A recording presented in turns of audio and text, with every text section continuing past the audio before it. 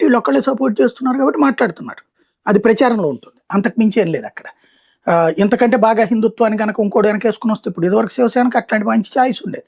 మంచి హిందుత్వ పార్టీ అనేటువంటిది. తర్వాత అది పోగొట్టుకుంది ఉద్ధవ్ థాకరే వచ్చాక. అంతకుముందైతే బీజేపీ కంటే హిందుత్వ పార్టీ ఏదన్నా ఉందంటే అప్పట్లో శివసేన ఒక్కటే. అట్లా కాబట్టి అది హిందుత్వ అనేటటువంటిది దాని ఆత్మ. అది పుట్టుకతోనే దానికి వచ్చినటువంటి ఒక స్వభావం అది. కాబట్టి హిందుత్వాన్ని ప్రత్యేకించి నిరూపించుకోవాలని చెయ్యదది. రాజకీయం అనేటటువంటిది హిందుత్వానికి వ్యతిరేకంగా మిగతా శక్తులు చేస్తున్నప్పుడు, ఇది హిందుత్వాన్ని గురించి మీరు అనవసరంగా చేస్తున్నారా అని మాట్లాడడం ద్వారా అది హిందుత్వ పార్టీ అన్నటువంటిది వీళ్ళందరూ దాని మీదన విషం చెమ్మడం కోసం చేసిన ప్రయత్నం దానికి ఉపయోగపడింది ఓ రకంగా చెప్పాలంటే. అట్లాంటప్పుడు వాళ్ళు హిందూ రాజకీయాలు ప్రత్యేకించి చేసేదేమీ ఉండదు.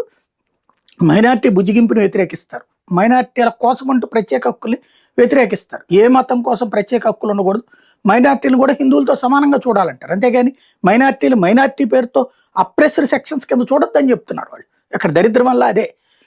మైనార్టీ అంటే నువ్వు మెజార్టీ వాళ్ళకి విరుద్ధం రా, నువ్వు పనికి మాలినోడు అని చూడబాకాయా, మాతో సమానంగా నువ్వు ఉండవయ్యా, నువ్వు మైనర్ ఏంటి, నువ్వు మేజర్ ఏంది, నువ్వు కూడా మేజర్వేనయ్యా అంటారు వాళ్ళు బీజేపీ వాళ్ళు. అది సరిగ్గా అర్థమయ్యేలా చెప్పట్లేకపోతున్నారు. అంత మించి ఏం లేదు. కాబట్టి అది పక్కన పెడితే మేబీ ఈ కాన్సెప్ట్ ఒకటి, కేంద్ర ప్రభుత్వం నుంచి నిధులు ఇప్పుడు బడ్జెట్ వచ్చేస్తుంది కదా, బడ్జెట్లో ఎక్కువ కావాలి main.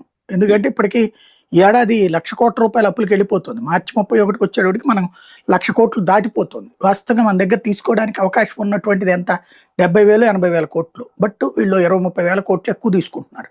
As for central government నామ ఏంటంటే ఈ ఏడాది ఎక్కువ తీసుకుంటే వచ్చే ఏడాది ఇచ్చే వాటిట్లో కట్ చేస్తుంది. అది ఇదివరకు మీకు గుర్తుంటే కనుక చంద్రబాబు నాయుడు గారి టైంలో చివరి ఏడాది బాగా టైట్లో ఉన్నామని చెప్పి ఎక్కువ తీసుకున్నారు. ఈవెన్ అప్పుడు బీజేపీతో విభేదించినా కూడా అప్పు తీసుకోవడానికి ఫైనాన్షియల్గా ఎక్కువ ఇచ్చారు. ఆ ఇచ్చిన దాన్ని మీరు ఒకసారి గుర్తుకు తెచ్చుకుంటే, జగన్మోహన్ రెడ్డి వచ్చిన తర్వాత 19,000 కోట్లు 20,000 కోట్లు ఒక